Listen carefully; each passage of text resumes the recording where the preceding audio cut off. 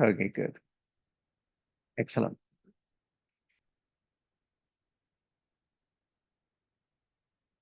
We did Sana also. In any case, we'll invoke Bhagwan also in the start of the new text. There are so many slokas which actually, we can look at from devotional angle as well as Vedantic angle also. And this is one of those slokas. So let us chant, whoever can chant together. He loka shrunuta prasudi maranam vyadeshikitsami mam yogajna samudaharanti munayoho yamyagnyavल्क्यादयः अन्तर्ज्योतिरमेयमेकममृतम् कृष्णाख्यमापीयता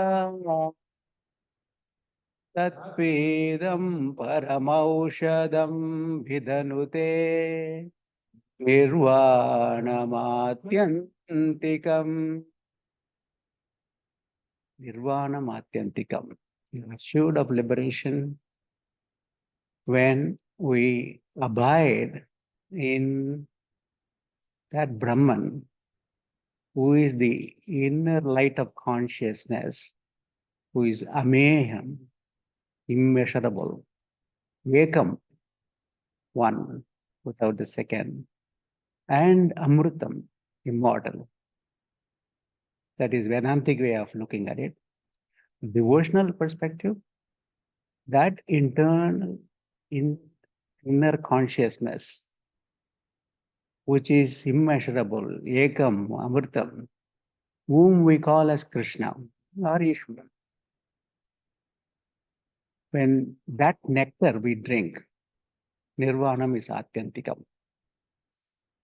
Beautiful sloka. Yeah. And it is relevant for this text also, because we are going to drink the nectar of Advaita. Advaita Makaranda.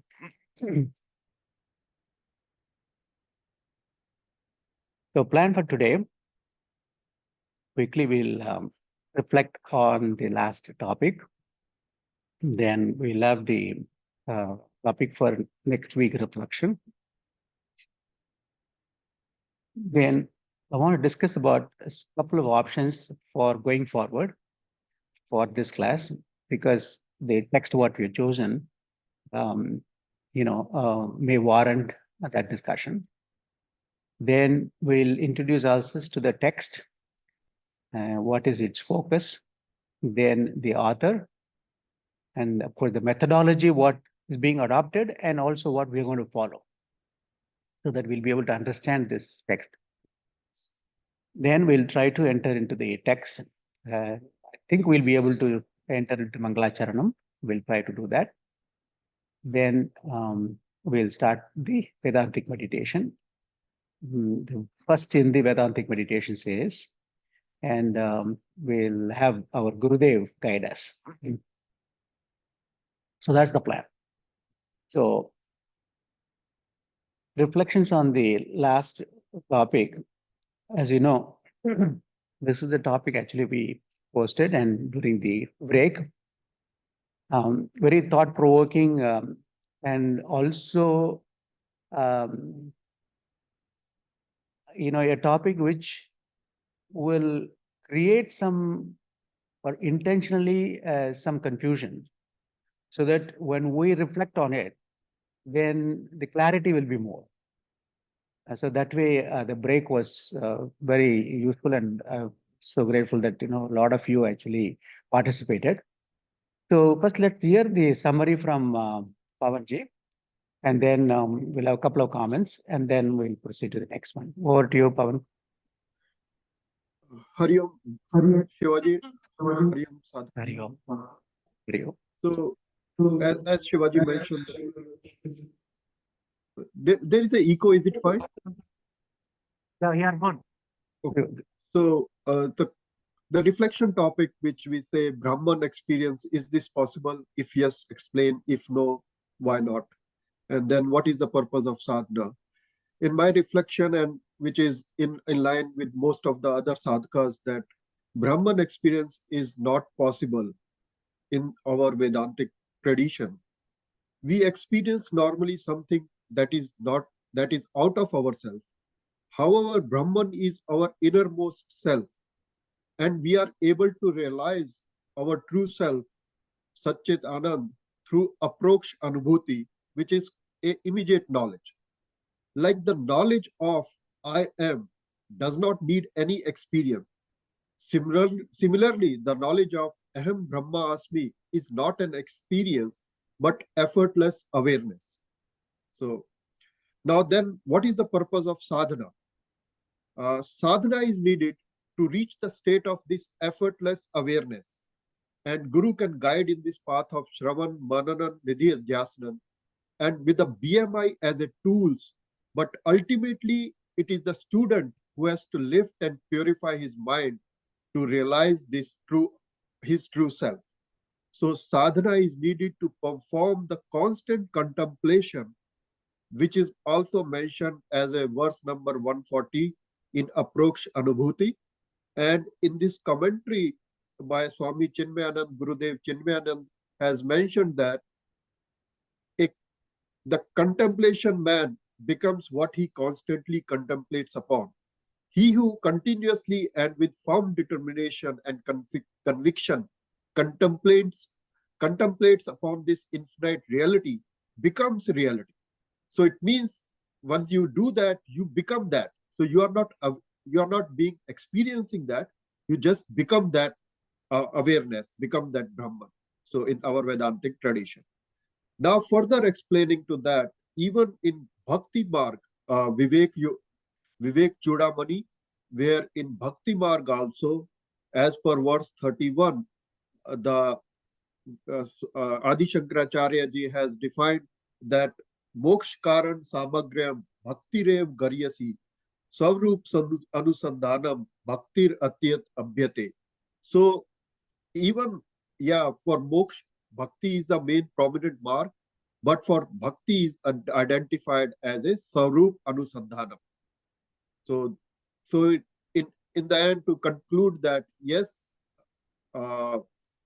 awareness is the way to realize the Brahman, not an experience. So that's what my reflection is. Hari Om. Okay, great. Hari Om. Thank you, Pavan. Nicely put. So there were a lot of discussions in the group, and the right answer is what Pavanji concluded, because once we abide in Brahman, then I become one with it. When do we say we experience something? We experience something when it is different from us. So the word actually experience that way, the way we are used to it, is something we experience an object. But when it comes to Brahma, which is true self, when you become one with a true self, then you merge. There is nothing else or outside of that to experience. So in that sense, the Brahman experience is no, because you're one with it. Now I'll come back to that again, on that answer, a variation of that. And what for sadhanas? Sadhanas are all needed for us. Shravanam, Mananam, Nididhyasanam, and also the ultimate bhakti, like Pavanji mentioned in verse 31 of Chudamani. They're all there for us to get to that, to know our true self, to shift our identity from this small I to the capital I. For that, sadhana is needed. Now, going back to this answer for the first question, because there are lack of words to explain this state, because it is actually to do with the subject itself. So we have all the words actually to describe the external world, external object, external experiences, and so on. Those things are all coming. That's how we are used to it for Janmas together. So when it comes to the subject, because those words lack in expressing that, then sometimes we may understand it correctly, but we may use those words that I'm experiencing. Oh, Jnani is experiencing Brahman. He is one with Brahman, right? That may be possible. You can see some of the acharyas also writing or talking that way. But we should understand that it is because of the lack of words to express that they're using it. The understanding is correct that there's only one. We are one with Brahman. So there are only 4 combinations, you see. If understanding is correct and words are also used that way, no, we cannot experience because we're one with Brahman. That's one combination. The other combination is understanding is correct, but because of lack of words, I'm using experience. That is another version.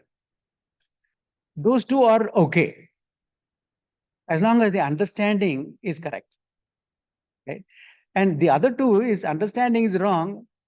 Words are, you experience, you use it, or understanding is wrong, you use some other words and so on. Those two are not in the purview. So that part actually we should be clear. So as long as the understanding is clear, because I've seen some of the reflections shared where the understanding is correct, but still the words are used, right? That's okay, because as long as the concept is clear, because we're lacking words and that's why we are expressing that. So that also I just want to bring it out. But I hope, it gave a lot of trigger in terms of thought process and also reflected, and in the process, actually, the clarity is there. So that's the purpose of this. Any questions or comment? Yeah, okay.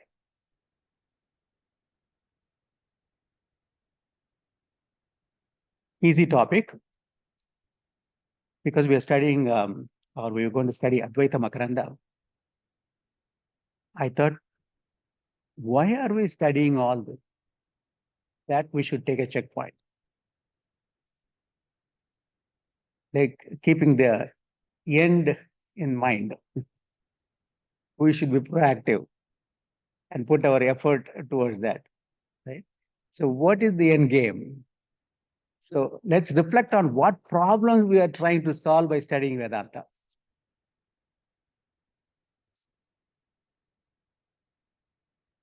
Define that problem or problems. Define that. And how does Vedanta help in your good? So far, what you have understood, how that study of Vedanta is going to help us to solve that problem. What you think is the end game. So is the problem clear? Okay. Easy one if you have already reflected, but if not reflected, then at least in the checkpoint to see, okay, what are we up to? What's the end game? And that will be useful in our study, further study also of this text.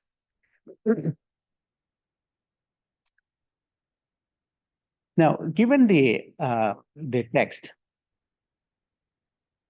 we thought actually we will consider the other option also in terms of the formatting. So far, actually, we have been using one format, which I'll tell. And the other format also is something which we can consider. And the reason I will tell you. Then we can debate which one is correct. Leave the meditation part, whether the meditation should come in the beginning or at the end. There is a proposal that the meditation can come in the beginning, and then we can start with that and then follow with the text. So that we can debate separately. We have been following option 1, 15 minutes, 30 minutes, and 15 minutes, roughly. 15 minutes for discussion, then text, then 15 minutes for meditation. That's option. That's ongoing. Option 2 is 45 minutes for the text and then 15 minutes for meditation. Discussion part, we'll have it once in a month, the last Saturday of every month. We'll keep it. And whatever we discussed, studied so far in that month or related topics, we can actually have question answer session like this. Okay. And in between, of course, you can post the questions also in the, and then, that way we can interact. But definitely we can have a question answer. That's option 2. Why the option 2 is considered is because, when we have a chunk of 45 minutes, then, text like this, the continuity of the thought, when we take a sloka, then we don't have to abruptly stop and then start again, next week. 1 week is gone and, the thought process again, the continuity is disturbed. So that way 45 minutes is good. It's optimum to convey the potent of that particular sloka that we logically. So that's the idea of, earlier text, like for example, Purakshanabhuti, we talked about one step. That did not take much time. No, that's okay. But here we are going to dive deeper. That's why option 2. So any thought on this? Let's spend a minute, or you can text me later also your preferences. One easy way is to put the poll. Okay, so we'll put the poll. Darshan will help us to put the poll. So the pros and cons we discussed. Please think about it. Or before you vote, if you want to call me and then discuss also, that's fine. Okay, so that way we can do. And then meditation, we'll try 1 or 2 times in the beginning. If it works out, fine. If not, we go back to the, or if you want to put that also as an option, the third option, meditation, that also we can pull and then get it. So offering to the the sense the quality of the talk. When you try to talk about certain things, we need to and with how you need to do it by and stop it out. You start to walk and to reflect on that one. And I have that idea when we thought that we to talk about when we speak about regarding the discussion, it is down that we cannot have a discussion in the we can hold that to say that we give some time to one. But at the end of the month, we can have the discussion like the place all the things that come together. So All right. I that way we will have some more content can be shared. That will be helpful. So Good. That's Uttam's input. I hope all the online participants heard that. The second option, because chunk of time we'll get for discussing this topic, that's his preference. And secondly, the question answer actually not only at the end, during the other times also we can post. And in fact, during this 45 minutes also when we discuss, if there are some questions, definitely we should be able to discuss that. That way we'll be able to. Good. So we'll, Darshan will take, you'll poll it and then we'll see. Okay, good. Let's go to the text and author and the methodology. So this is the text. I hope you all got the text. It's only 28 verses, a small text. And it's worth having it. It's just a beautiful piece. Yeah. So Santosh has got the copy and those who want to do that. And of course, we'll be displaying all the text and the meaning and so on. So this text, actually, the author is Sri Lakshmidhara Kavi. Kavi is a poet.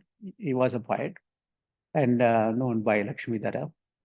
And he was a poet in one of those kingdoms in the 17th century. That's what actually the most of the readings, I believe, say. And also Guruji mentions that somewhere he heard that, is related to Vidyaranya Swamiji. Vidyaranya Swamiji is the author of Panchadasi, right? And which means much earlier, the 14th century. So, most of these authors, they don't leave any trace. But at least, here there is some where some mention, I believe that he is so and so, and these are all the text what he has written. There are only three pieces what he has written, and of course, apart from being a kavi, Advaita Makaranda, which we are going to study, Bhagavan Nama Kaumudi. How by just Nama Sangit, and just by chanting names, um, how one can actually reach the ultimate goal. So that way, he's talking about in that text. Then Amrita Tarangani is another commentary on Srimad Bhagavatam by him. It's a Tika actually is written. So that's the third one. And we can see both devotionally as well as Vedantically, he was very strong. Vedantically is very strong, very deep, because this is one of the rare texts in that particular context for Vedanta. And Bhagwan Nama Kaumadi is actually another, pinnacle in the Bhakti text. So that way, he had both the wings all fully functional and working and syncing up. And of course, we'll see more glory of him. And his teacher, his guru, was Anantananda Krishna. That's the name of the Anantananda. Is referring that in the sloka also in the Mangalacharana.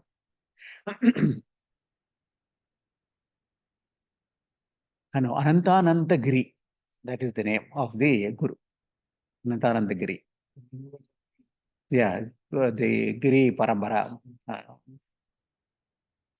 Okay, so what is about the text and the focus?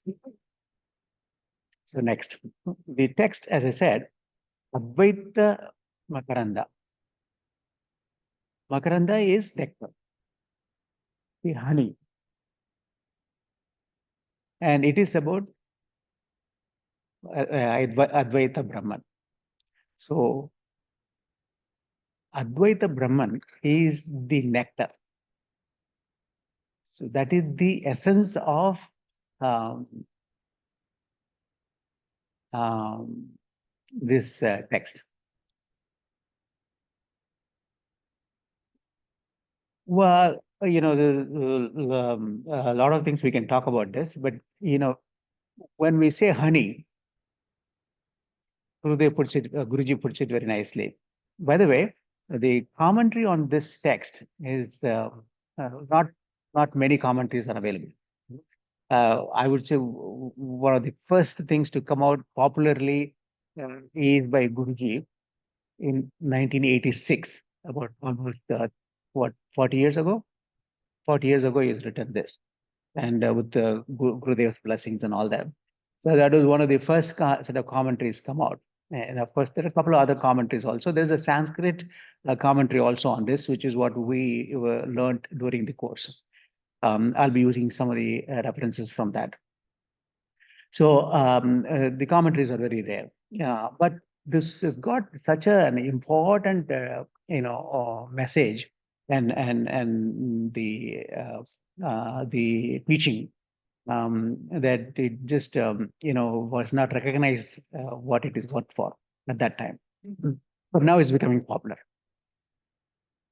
So the nectar of Advaita is the topic of this text.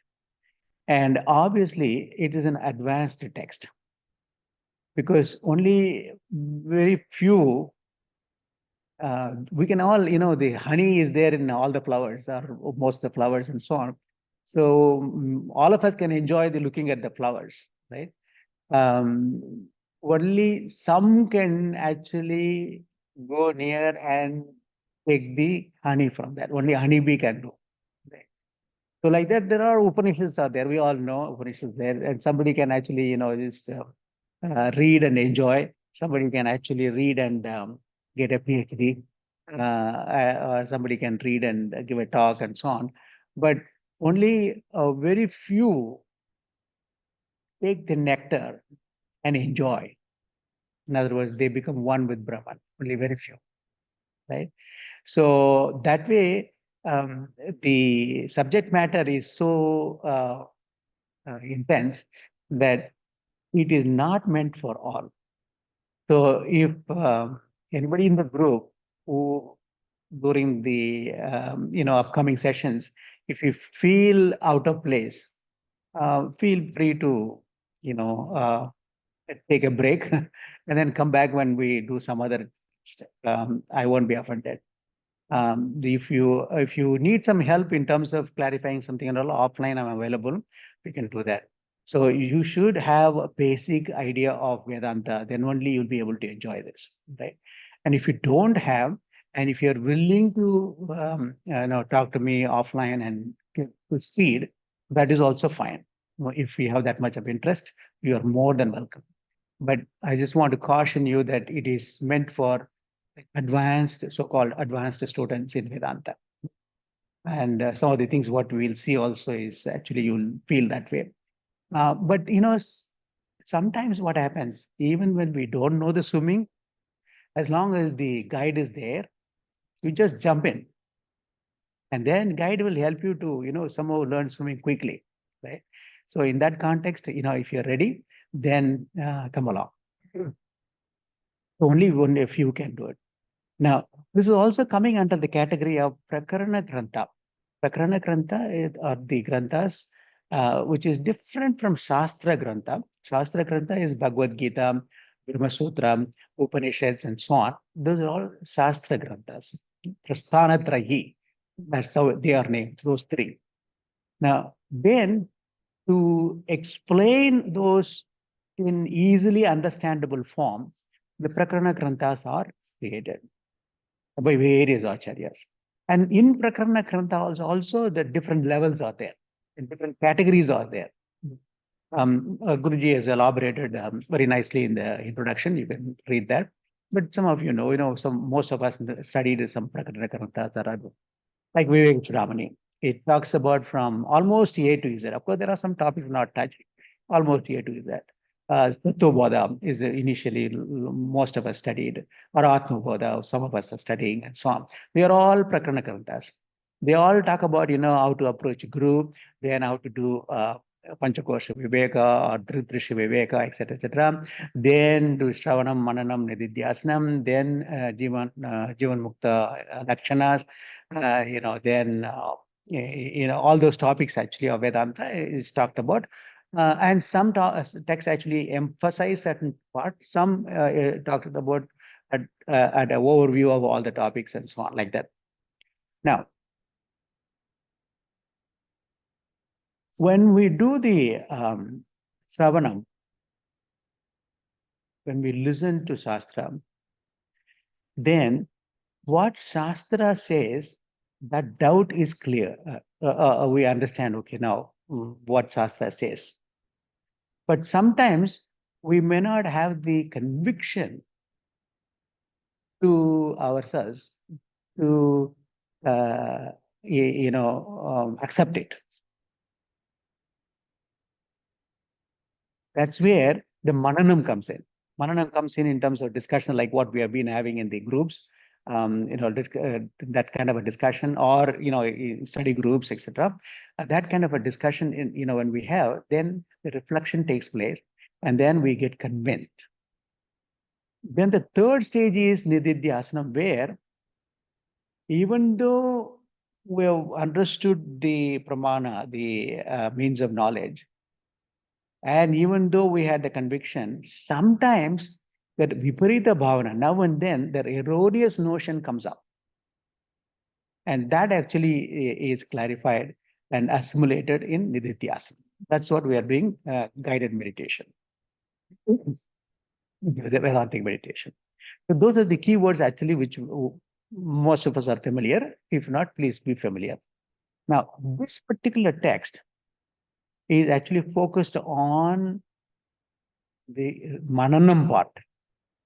It's assumed that aham brahmasmi, for example, on Mahavakya, we have learned that pramanam is there. But in order to get the conviction that I am Brahmasmi, this text is used. I'll tell you one example. The difference actually, then it will be clear. Somebody says, Ram is in the ashram. I hear that, Ravanam. In that also, it may not be clearly I understand. See, Ram initial also he has used. So that initial I was not sure whether it is Ram Janigraman is here or Ram Narayanan is here. Then I hear again. Then he says Ram Narayanan is here. Okay, I heard that. That is Shravanam. But one doubt comes in me. Ram Narayanan, last night he texted me saying that he's not going to come for the class today because some other appointment.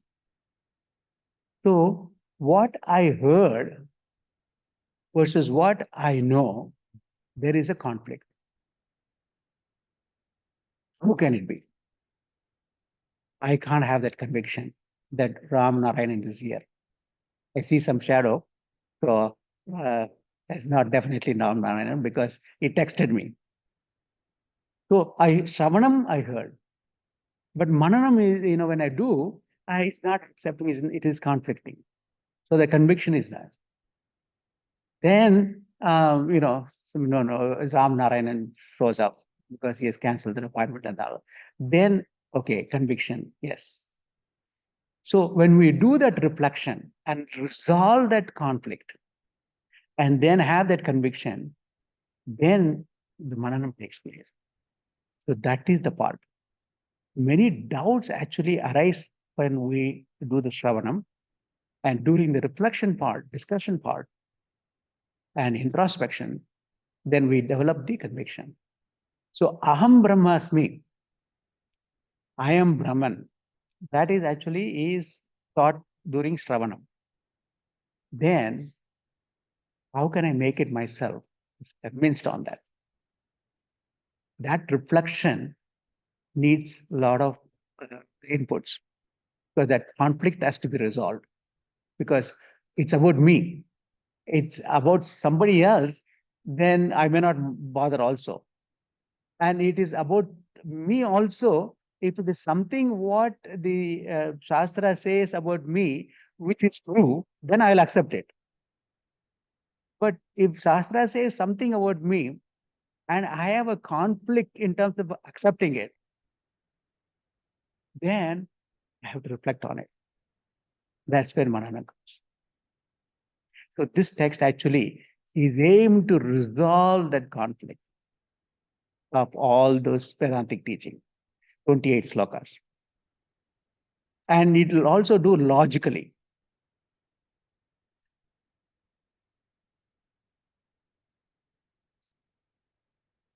What is the essence of the teaching that is actually taught in the Shravanam stage? Tatparya. So Shastras are Pramanam. They are the means of knowledge. I understood the Tatparyam, I understood what you are saying, but not willing to accept it. How can I be Brahman? I hear what you're saying, that I am Brahman, but how can I be Brahman? That's the conflict. Premeya Asambhavana, it's called.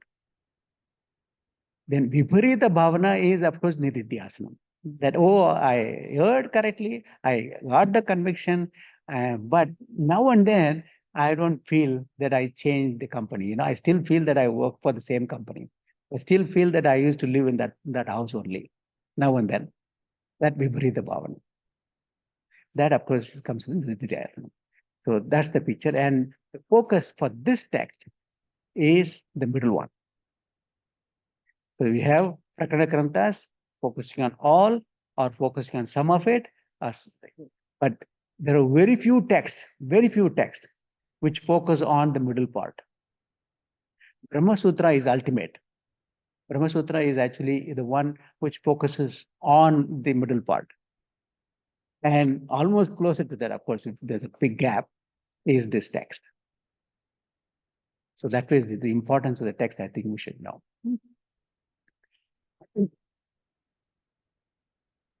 The methodology will be using a lot of logic. And so it'll be interesting. We all have logical mind. It'll be very interesting. I'll go through these steps in next class. Pratigna, Hetu, Vyapti, Drishtanta, Dashtanta, and Nigamana. These are the steps actually we'll be using. It's not taught in the text, but we did some analysis and all that. And then each one of the slokas actually we'll be trying to go wherever possible. So I'm just giving you a prelude so that we'll go through this in the next class. That will be the methodology. And the text, the verses itself is so logical. Just chant the Mangalasharanam.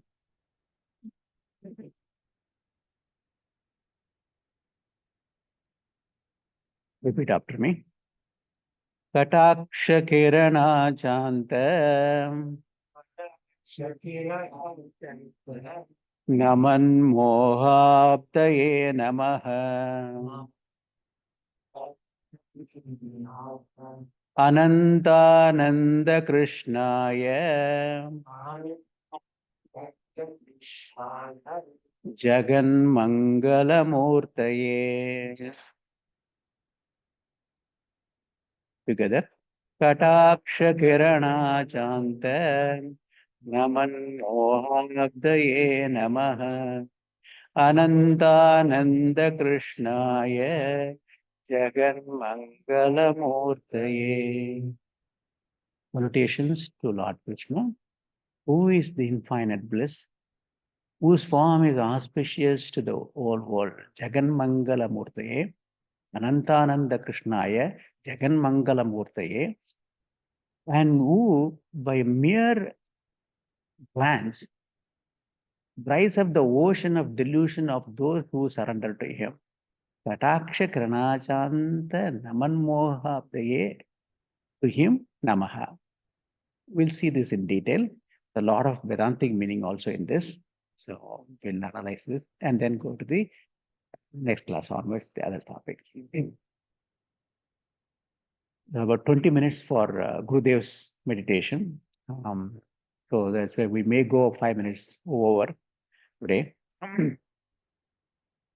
So let's move. And then I thought actually this time we'll do the Viveka Chudamani chanting. I shared this PDF in the group, WhatsApp group. Those who are not in the WhatsApp group, please sign up. Uttam or Darshan can help. And the PDF is there. And also the chanting by Swami Brahmanandaji also is there. I just shared yesterday. So today I'll chant couple of verses. Then whoever wants to chant next time, please participate. Then it'll set the stage for our meditation. Those who can chant, we can chant together. Jati niti kula gotra duragam Nama rupa guna dosha varjitam Desha kala vishayati vartiyad Brahma tattvamasi bhavayatmani Yat param sagala vaga gocharam Gocharam vimala bodha sakshusha Uttasit ganamanadivastiyad Brahma tattvamasi bhavayatmani Tadbirurvimiha yogi yogirta Bhavidam nagaranai bhavidam Yavedyamanavadyamasya yad Brahma Tattvamasi Bhavayatmani. Brahma Tattvamasi Bhavayatmani.